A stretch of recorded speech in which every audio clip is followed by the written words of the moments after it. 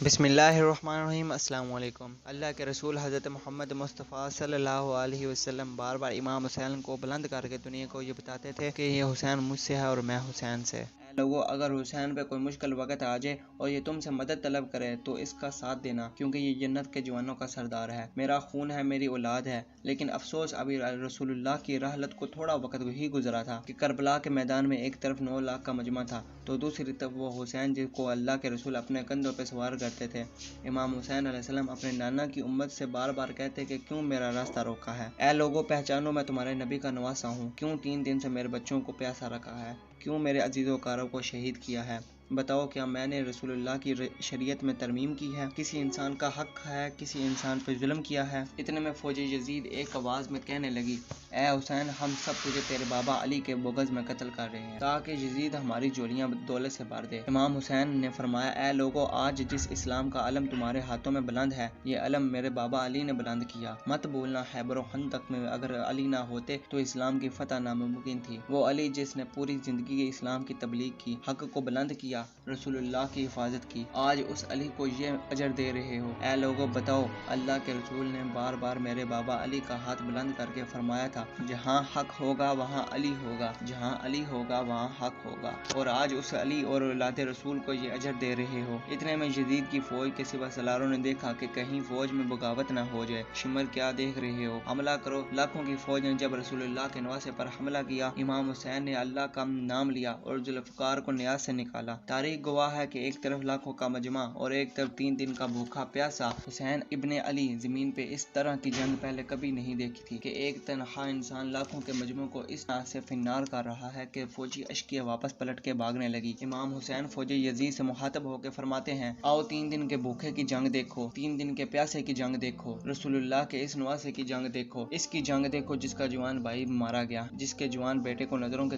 سامنے قتل کیا گیا، جس نے اپنے ہی ہاتھوں سے اپنے بچے کی قبر بنائی۔ امام حسین شیر کی طرح فوجی یزید سے لڑ رہے ہیں۔ اتنے میں آواز غیب آتی ہے، حسین تیرا اللہ تجھ سے راضی ہوا۔ بس اس صداقت سننا تھا، امام حسین نے اپنی ذوالفقار کو تھام لیا۔ اتنے میں عمر بن سعد کہتا ہے، شمر، کیا دیکھ رہے ہو؟ یہ علی کا شیر ہے، اس کو موت دینا ناممکن ہے، جاؤ خیموں کو آگ لگا دو۔ بس کچھ ظالموں نے بیبیوں کے خیموں کو آگ لگا دی اور کچھ امام حسین کو دور سے تیر مارنے لگے۔ امام حسین کبھی بیبیوں کے خیموں کی طرف بڑھتے، کبھی فوج کی طرف بڑھتے۔ عمر بن سعد اور شمر نے فوج کو 4 حصوں میں تقسیم کر دیا اور یہ کہا کہ کوئی بھی حسین کے قریب نہ جائے، جس کے پاس جو چیز ہے وہ حسین کو مارے، جس کے پاس نیزہ تھا اس نے نیزہ مارا، جس کے پاس تیر تھے وہ تیر مارتا رہا، جس کے پاس برچیاں تھی وہ برچیاں مارتا رہا۔ تاریخ نے لکھا ہے، جس کے پاس مارنے کے لیے کچھ نہ تھا وہ کربلا کی گرم زمین سے مٹی اٹھا کے امام حسین کے جسم مبارک پہ ہزاروں زخم لگتے رہے۔ آپ کے جسم مبارک پر اتنے تیر تھے کہ آپ کا جسم مبارک نظر نہیں آ رہا تھا۔ بس جیسے ہی نواسے رسول گھوڑے کے سی سے زمین پہ آتے ہیں، فوجی یزید جھومنا شروع کر دیتی ہے، لیکن اتنے میں وہ گھوڑا جس پہ آپ سواری کیا کرتے تھے وہ امام حسین کے چاروں طرف گھومنا شروع کر دیتا ہے تاکہ ان تیروں سے اپنے آقا حسین کو بچا لوں۔ وہ گھوڑا دوڑ ہی رہا تھا۔ اتنے میں عمر بن سعد نے کہا، اے لوگوں، رکو، میں نے اپنی آنکھوں سے دیکھا تھا، اس گھوڑے پر اللہ کے رسول سواری کیا کرتے تھے، کہیں تیر اس گھوڑے کو نہ لگ جائے، اور یوں تیروں کو چلانا بند کیا گیا۔ افسوس ہے، ان لوگوں کو اس گھوڑے کا احترام تو معلوم تھا جس پہ رسول اللہ سواری کیا کرتے تھے، لیکن اس حسین کا احترام بھول چکے تھے جن کو اپنے کندھوں پر سوار کر کے امت کو دکھایا کرتے تھے۔ بس امام حسین زمین کربلا پر اپنا سر رکھ کے اللہ کا شکر کر رہے ہیں، اور وہاں فوجی یزید کے محترم سپاہی امام حسین کا سر کاٹنے کے لیے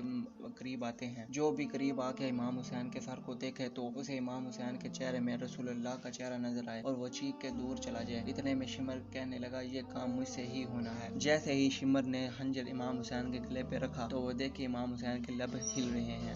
اس نے سوچا، ہم نے حسین کا پورا خاندان قتل کر دیا، 3 دن تک حسین کے بچوں کو پیاسا رکھا، شاید حسین ہمیں بد دعا دے رہے ہوں گے۔ سننے کے لیے کان قریب کریں تو کیا سنے؟ امام حسین علیہ السلام اللہ کے دربار میں اللہ کی نعمتوں کا شکر کر رہے ہیں کہ اے اللہ، تیرا شکر ہے کہ اس عظیم امتحان کے لیے تو نے اس حسین کو چنا۔ اتنے میں امام حسین نے آنکھیں کھولیں اور شمر سے کہا، اے شمر، کیا تو نہیں جانتا میں رسول اللہ کا نواسا ہوں، جنت کا سردار ہوں، حق پہ ہوں، بے جرم ہوں؟ شمر نے کہا، ہاں مجھے معلوم ہے۔ پھر آپ نے فرمایا، تو کیوں قتل کر رہے ہو؟ شمر نے کہا، تاکہ यजीद हमारी जोलियां दुनियावी दौलत से बांट। बस ये कहते कहते शिमर इमाम हुसैन का गला काटता रहा और फौजी यजीद मुसलसल झूमती रही। इमाम हुसैन के सर कलम होने के बाद सदात को लूटा गया और इमाम हुसैन के सर मुबारक को नोके सीने पे बुलंद कर दिया। बीबी सकीना को तमाचे मारने लगे। रसूलुल्लाह के नवासियों के सिरों से चादरों को लूट लिया। इमाम हुसैन के जिस्म मुबारक की तौहीन करने लगे। तारीख ने लिखा, इमाम हुसैन के जिस्म पर जो जो चीजें थी उनको लूटने लगे। इतने में एक शख्स इमाम हुसैन के जिस्म के करीब आया। इमाम हुसैन के हाथ में एक अंगूठी पहनी थी।